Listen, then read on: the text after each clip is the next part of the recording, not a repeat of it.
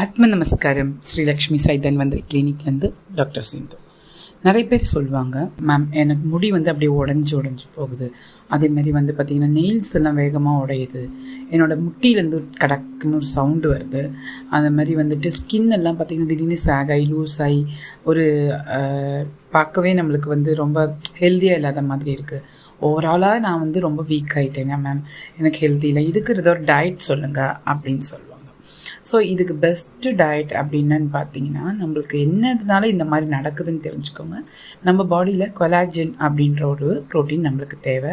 அதில் குறைபாடுகள் வரும்போது தான் இந்த இஷ்யூஸ்லாம் வரும். நம்மளுக்கு முடி பிரேக் ஆகிறதா இருக்கட்டும், நகம் உடையிறதா இருக்கட்டும், அதுக்கப்புறம் பார்த்திங்கன்னா ஸ்கின் டேமேஜ் ஆகிறதா இருக்கட்டும், நீல எல்லா இடங்கள்லையுமே ஜாயின்ஸில் ஒரு சவுண்டு கேட்குறது மாதிரி இருக்கும், நம்மளுக்கு கை கால் தூக்க வைக்க முடியாத மாதிரி. இதுக்கு இந்த சத்து குறைவால் தான் வரும்.